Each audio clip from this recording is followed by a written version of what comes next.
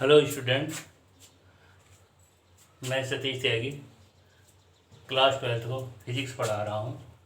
बच्चों, मेरा चैप्टर वैद्युत चालन चल रहा है। वैद्युत चालन में मैं अब प्रतिरोध के संयोजन वाले टॉपिक पर आ गया हूँ। तो मैं प्रतिरोधों के जोड़ने का यानी कि तरीका बताता हूँ। तो प्रतिरोधों को का संयोजन कितने प्रकार से किया जाता है? तो प्रतिरोध का संयोजन दो प्रकार से किया जाता है। तो मैं लिखता हूँ प्रतिरोधों का संयोजन, प्रतिरोधों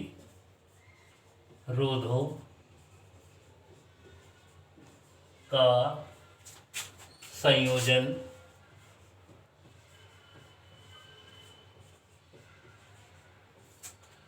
दो प्रकार से किया जाता है। दो प्रकार से किया जाता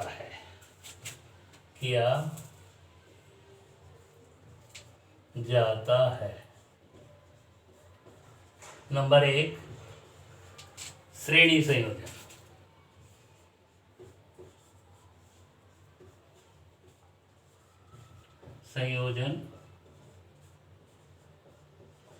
नंबर 2, समांतर संयोजन।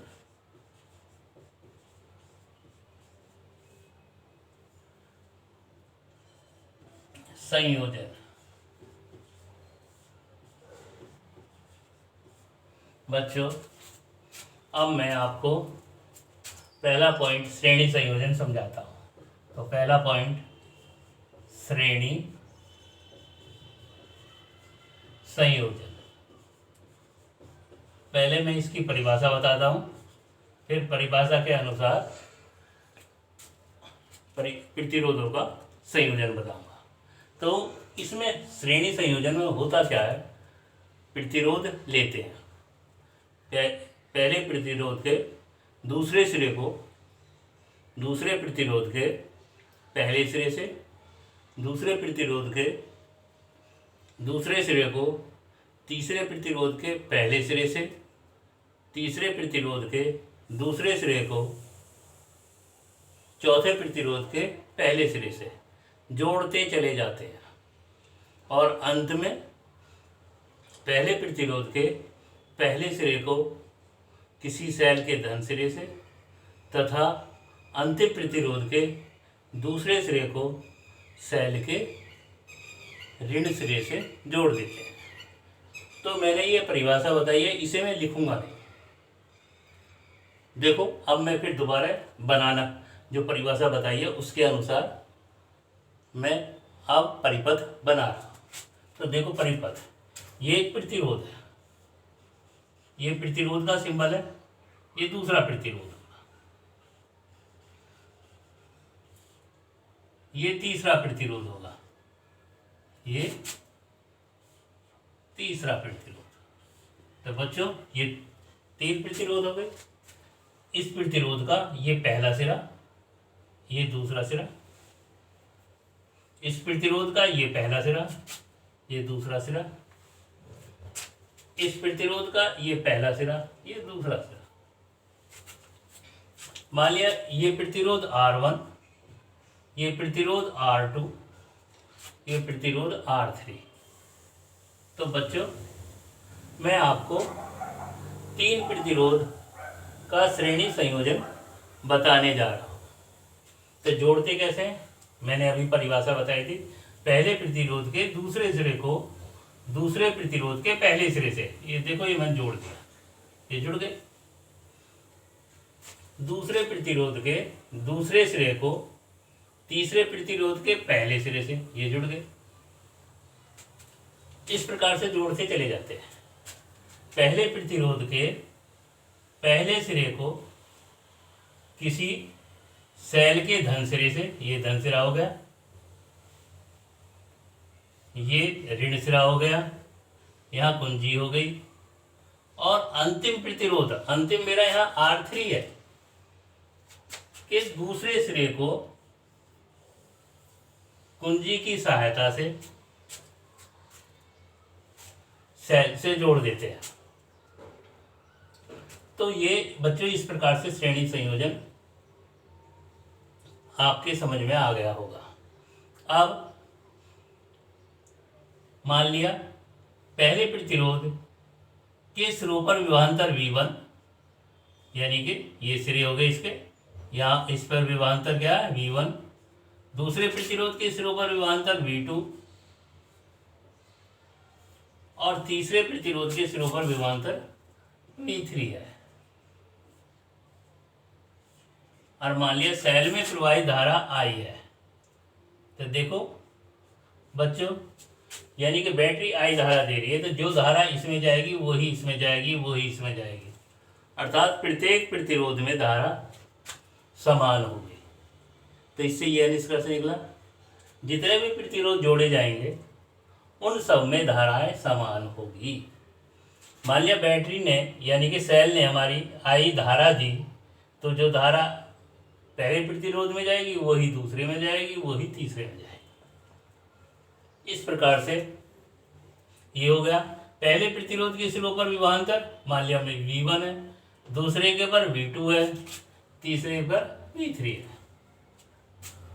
अतः अब मान लिया कुल विभवांतर V है, यानी कि सेल का संयोजन का कुल विभवांतर V है। ठीक, अतः अब क्या होगा, V बराबर होता है IR। तो मैं यदि पहले वाले के लिए लेता हूं तो यहाँ V1 आएगा, धारा I होगी, R1 होगा, कॉमा ऐसे ही V2 बराबर इसमें धारा I है, यानी कि IR2 तथा V3 बराबर IR3। इस प्रकार से ये होगा। तो संयोजन का कुल विभवांतर, संयोजन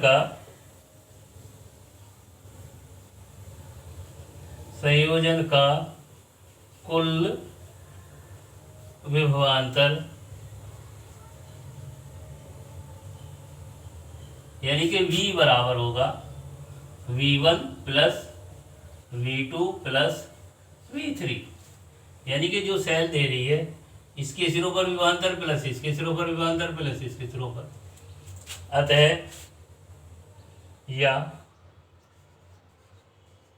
अतः V1 की जगह IR1 लिख दिया, प्लस V2 की जगह IR2 लिख दिया, प्लस यहाँ IR3 लिख दिया। तो देखो इनमें से कॉमन ले दिया मैंने, I हो गया, तो यहाँ IR1 plus R2 plus R3 यानी कि V बराबर, ये समीकरण मेरी फर्स्ट है, ये समीकरण मेरी सेकंड है। मान लिया इनका कुल प्रतिरोध, ये जो तीन प्रतिरोध जुड़े हैं वो R है, माना संयोजन का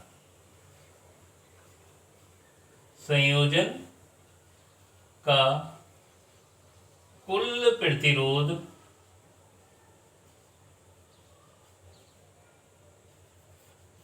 कैपिटल R है। इसका मतलब ये हो गया कि यदि मैं इन तीनों के स्थान पर एक नया प्रतिरोध लूं, वो प्रतिरोध जो काम ये तीनों कर रहे हैं मिलकर के वही वो काम करे। अतः क्या होगा, तो सेल से धारा तो आ जाएगी, तो यहाँ लिखेंगे अतः V बराबर I इंटू R। ये समीकरण होगी मेरी 3। समीकरण 2 और 3 से, समीकरण सेकंड एंड थर्ड से क्या आएगा, दोनों को बराबर रख दिया, IR बराबर I ब्रैकेट में R1 plus R2 plus R3, आई से आई कट गया, यानी कि R बराबर R1 plus R2 plus R3। तो बच्चों ये हमारा फॉर्मूला बन गया। अब हम इस पर कुछ निष्कर्ष निकाल सकते हैं। क्या निष्कर्ष निकालेंगे? एक तो हमें से ये ध्यान रखना है कि जितने भी प्रतिरोध श्रेणी संयोजन में जुड़े होंगे उन सब में धारा और इनका परिणामी यानी कि कुल में धारा समान होगी। तो देखो, क्योंकि इन सब में धारा आई है और संयोजन का कुल प्रतिरोध R, इसमें भी धारा आई है, तो यानी कि जितनी इनमें धारा इतनी इनके परिणामी में धारा। अब यदि सवाल करते वक्त हमें इनमें से किसी एक का पता पड़ जाए तो हमें सबका पता पड़ जाएगा। मान लिया इसमें धारा आई है R1 में, तो R2 में भी तो आई होगी, R3 में भी आई होगी, और जो इनका परिणामी यानी कि R है उसमें भी आई होगी।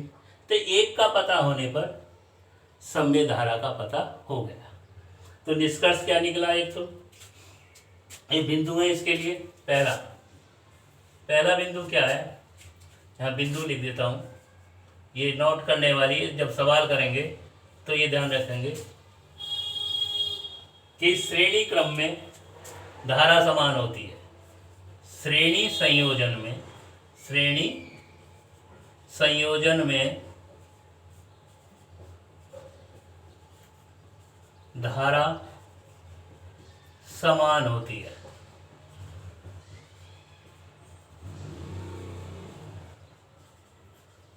नंबर 1।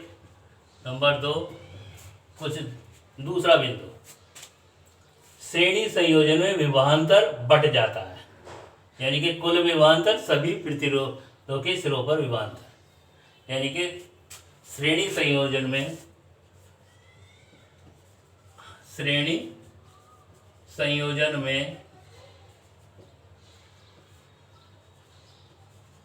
कुल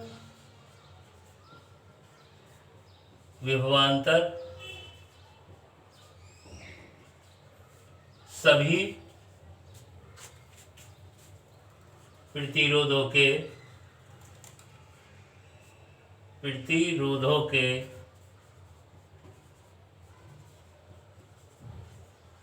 सिरों के विभवांतर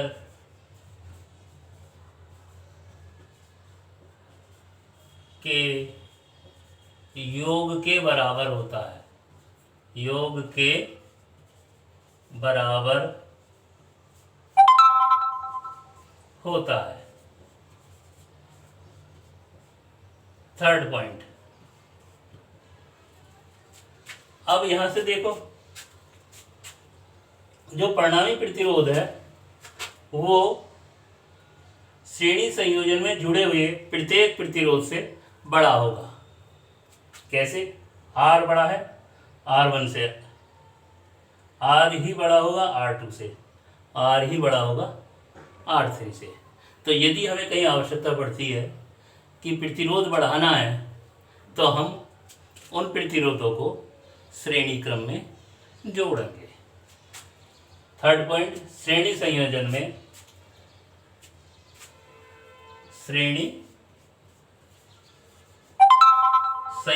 में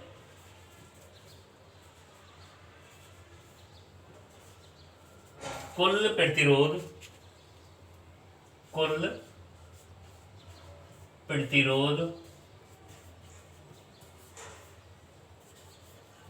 प्रत्येक प्रतिरोध से अधिक होता है।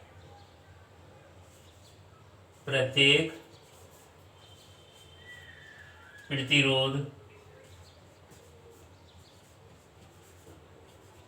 से अधिक होता है।